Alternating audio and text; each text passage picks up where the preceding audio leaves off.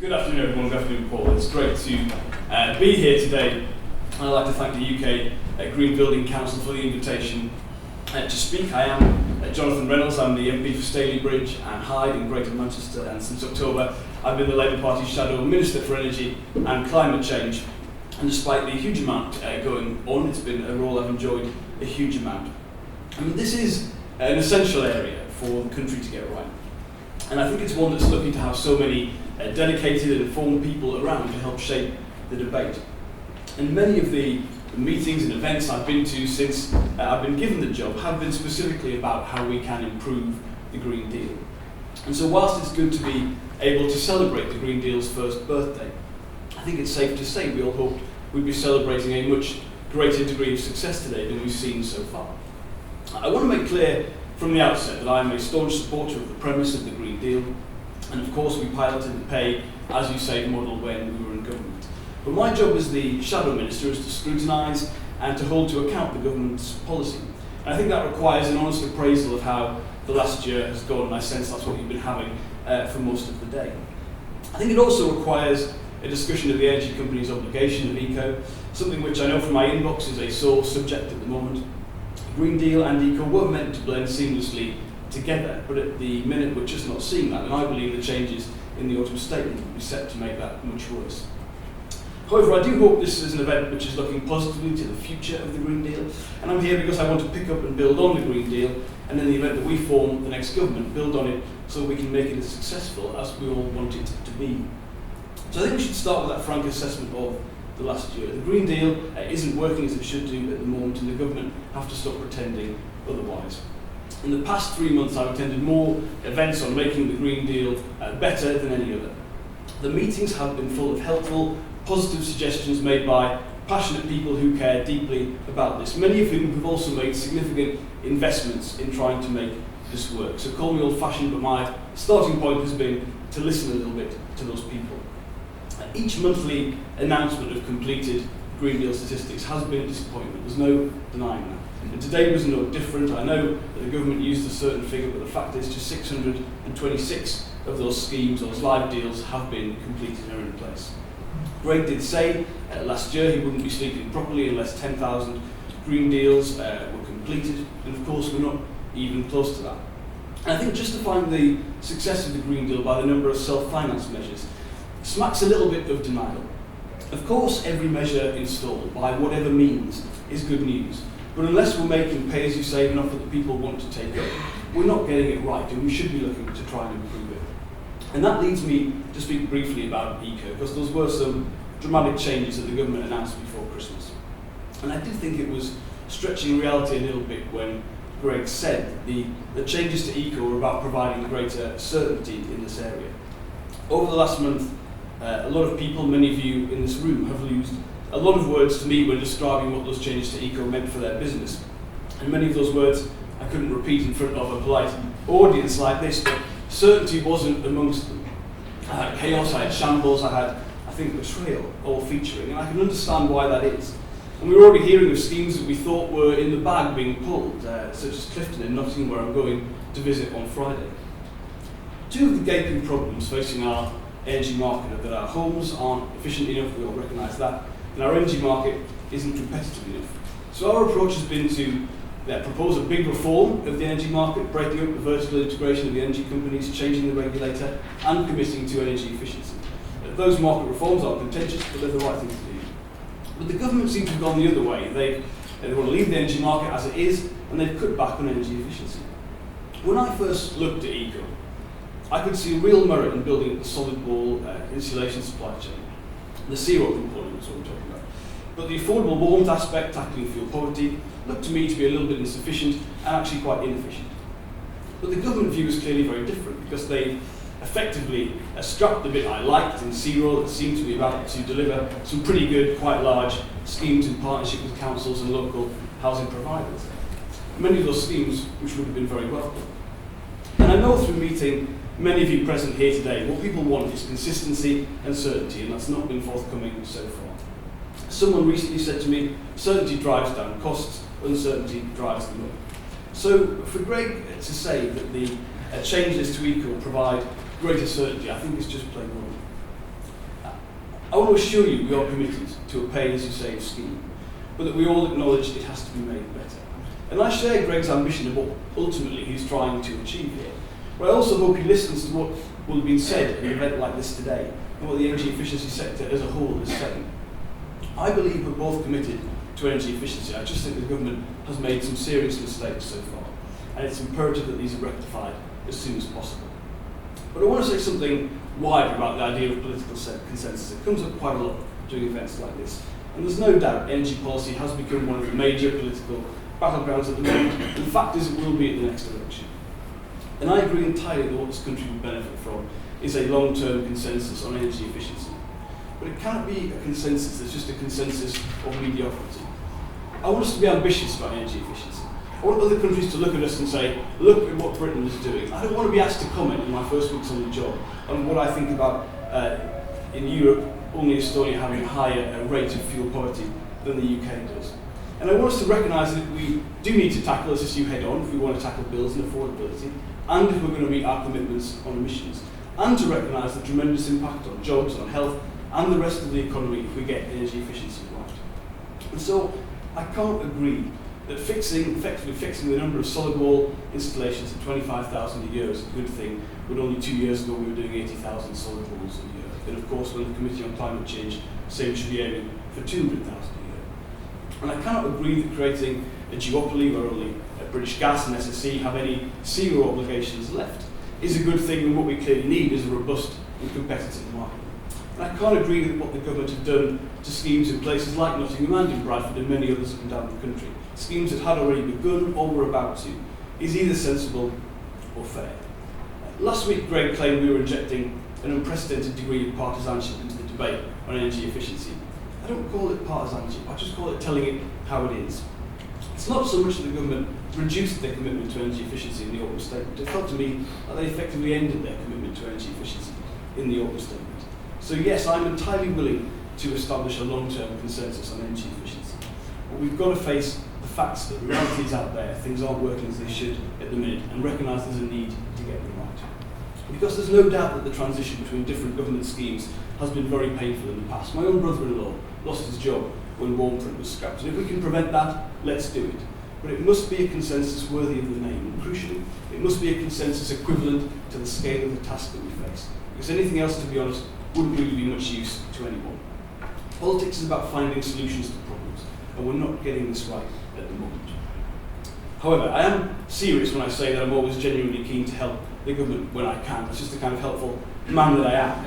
And so with that in mind, just 2 weeks ago, I helped nudge up Greg's statistics just a little bit by having my own Green Deal assessment done on my home in Staley Bridge. And I'm sure Greg will buy me a pint later to thank me for that. Like most families with young children, my kids are 11, 3 and 9 months old. We use a huge amount of power.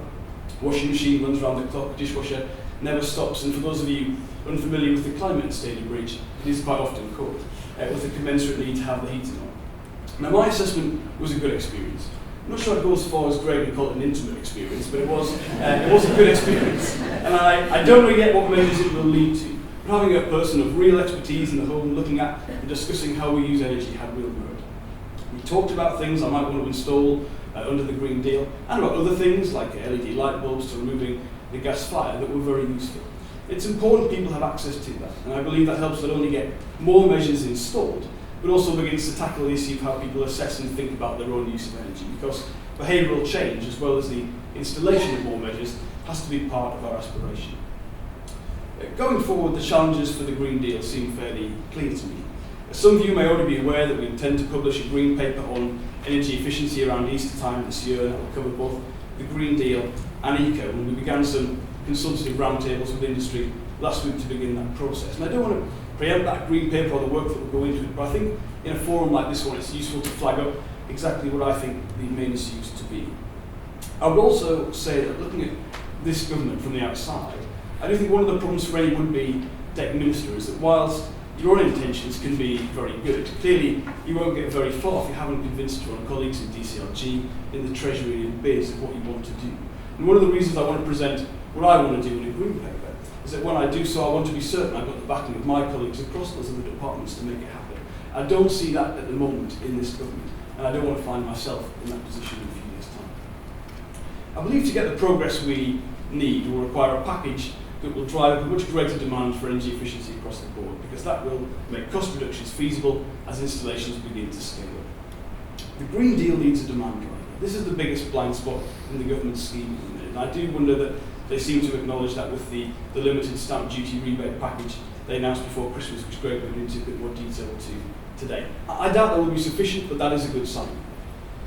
It's a fact that the financial position of any government after 2015 will be very difficult. So we have to look more strongly at regulation as well as cash incentives to get things going. An obvious place for me to look at the standards in the private rented sector. It's been put to me that a similar approach to how we got zero carbon homes for new build, where industry is asked to go off and prepare a timescale for increases in the minimum standard, which the politicians then accept, if it's a sensible one, is a good idea. And that perhaps could be a fruitful area for a political consensus.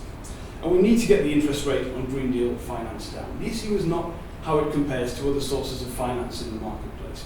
It's what it can fund. It's no good just comparing it to unsecured personal loans or what people pay for windows.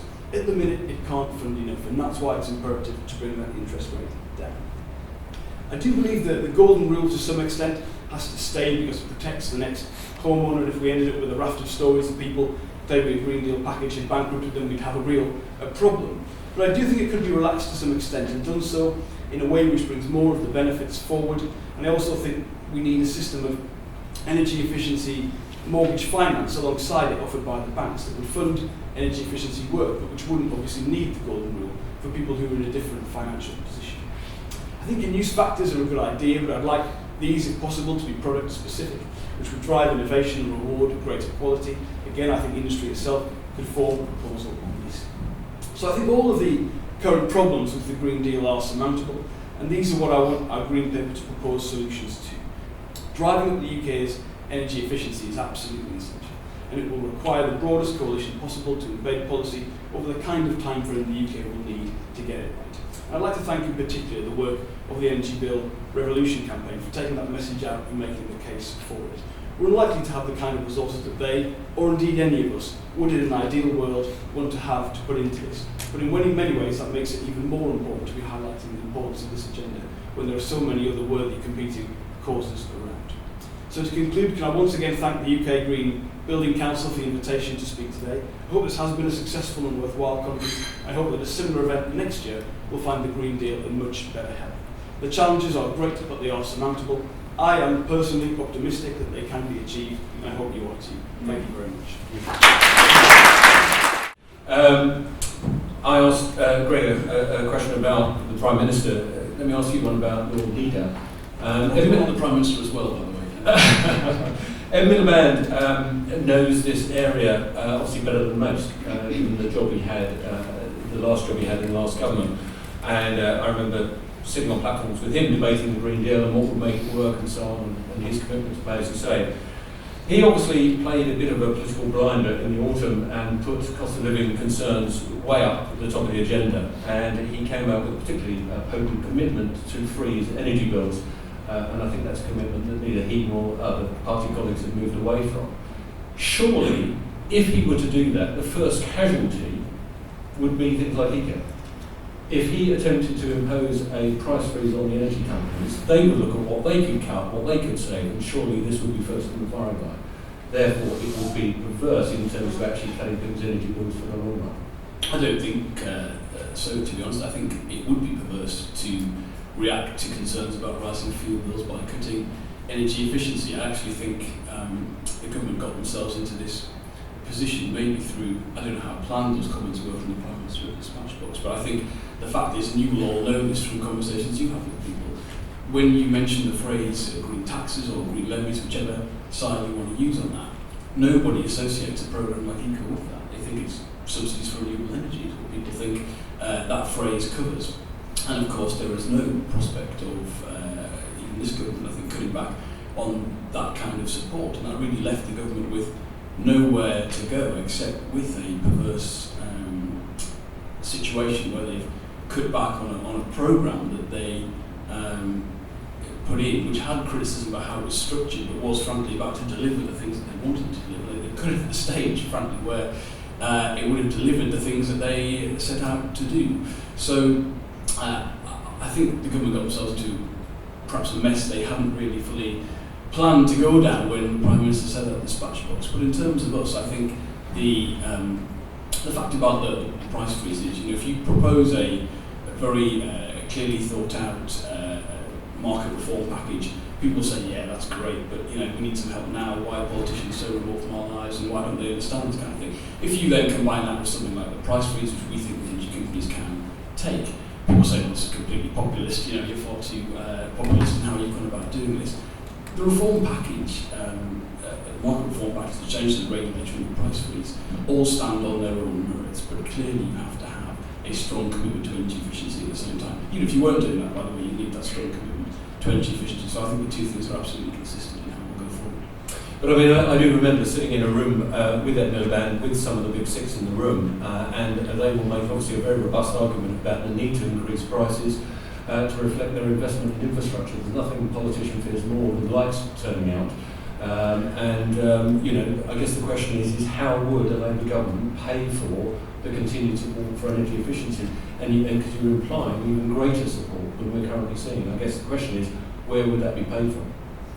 The options for raising the money as it stands at the minute through what is available to any government coming in 2014, I don't think feasibly we're going to see any kind of political party proposal move to general taxation for eco as it is. So it's really about how you spend that money and how the programme can deliver more through running it in a more efficient way.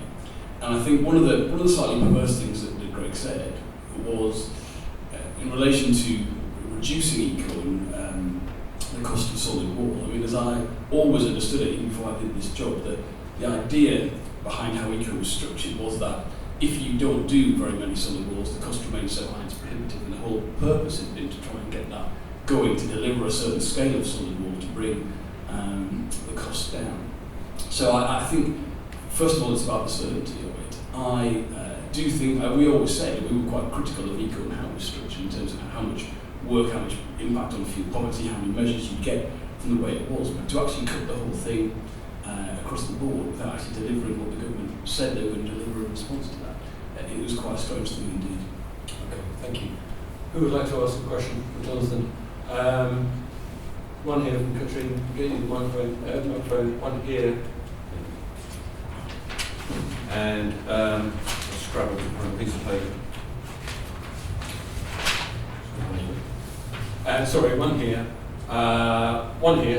and one right at the back. Let's take those three first. Catherine Mason, White Energy Agency. As there's such huge potential in carrying out energy efficiency improvements in tandem with other building works, and that's probably the greatest potential there is, what would a Labour government do to make sure that that happened? Thank you.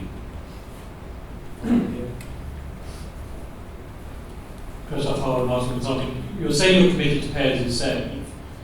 Would you also stay with collecting those payments through the electricity bill? Yeah. Okay. And right on the back again. James Lee, Glasgow Business Federation.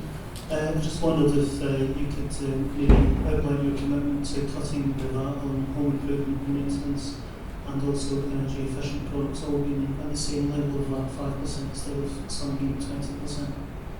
Okay. Given this is, I think, going to have to be the last round of questions, is there one other trying to yes, lady? Yeah, we'll throw it back.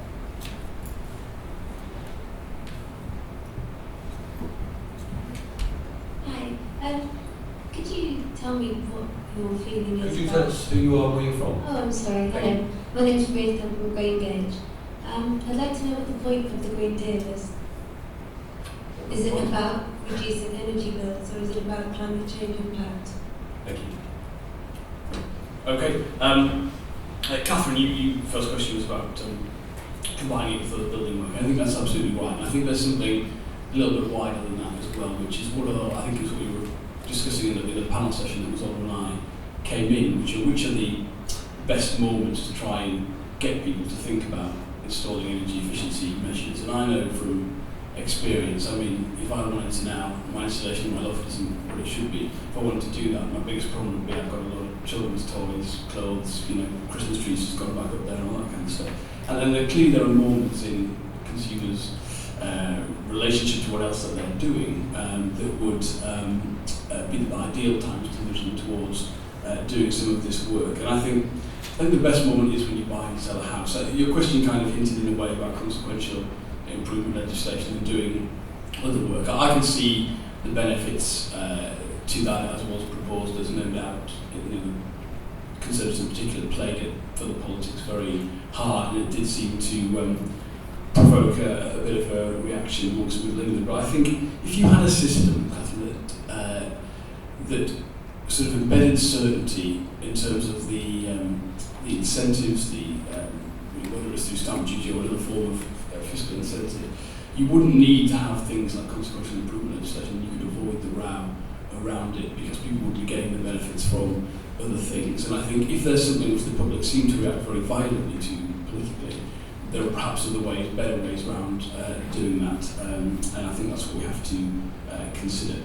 And a colleague, I think it was Howard, was that right? Collecting the money through electricity meter.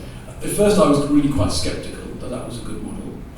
Looked at it in some detail. I think one of the very attractive parts of that is that if you do that as a form of finance, it's open to a much wider group of people than otherwise would be the case. And I think, crucially, in terms of although it's a modest amount of people who've already taken out a Green Deal plan, if we started to move away from that and then isolate those people who've done it in that way, they'd be in quite a strange position because they'd be a sort of small group of people who didn't know where they stood in terms of selling the property. And I think we have to broadly stick to it, particularly if it's a form of finance that is now available to a wider set of people than any other kind of finance we could offer. So I think, yes, I'm quite convinced that that's the best way to do it. And the colleague at the back, I didn't quite get the question, I'm sorry. I think it was something to do with taxation of certain products. Equal VAT. It was actually a two-pronged question. The first part was about cutting that on home improvement and maintenance repair work, and from 20% to 5%. And the second part of the question was that all energy efficient products, especially used in home improvement construction, should be at the same level of VAT. Currently, windows is at 20%. And other products at 5%. Of course, I'm looking at it selfishly. Thank you. Absolutely. Thank you very much for that. I believe that is still the policy. As I'm not a Treasury Minister, I will, if it's okay, make sure that is the case. I'll get your contact details and just confirm that with you. But I don't believe that position has changed. And Ruth, I think it was down here. What's the point of the Green Deal? I hope you would have kind of got a flavour of that from today's event. But you do touch a very interesting question, which is that sometimes I do meetings with people or roundtables or conferences like this one, and people say, well, the problem with energy efficiency is we confuse what it's about. We tell the public different things. Some people say it's about emissions, some people say it's about affordability, warmer homes and that kind of thing. I don't think those things are competing. I think actually you add them up, whether it's the health benefits, the impact on the economy, people's homes being warmer, their bills being lower, and our emissions as a country going down. And that makes it a compelling package, and it's all of those things. I got my Green Deal assessment done because I wanted the house to be warmer, basically, and because I've got one of those nice little energy monitors, and when you've got young kids and you've got the dishwasher on all the time, you're thinking, is there a way to reduce the bills and the usage that we've got? Some people might have different reasons to do it, but I think we don't need to make it less than the sum of its parts. There's a really compelling case for energy efficiency, whichever way you want to look at it, whichever angle you want to prioritise it above anything else. And the fact that you add those together and it's a very strong case, I think is a good thing, not a bad thing. So however people want to take out a Green Deal plan or get a Green Deal assessment, whatever their motivation is, put them all together, and that's the case that we need to make to people. Very good. That's a very good note to wrap up on. Thank you very much indeed.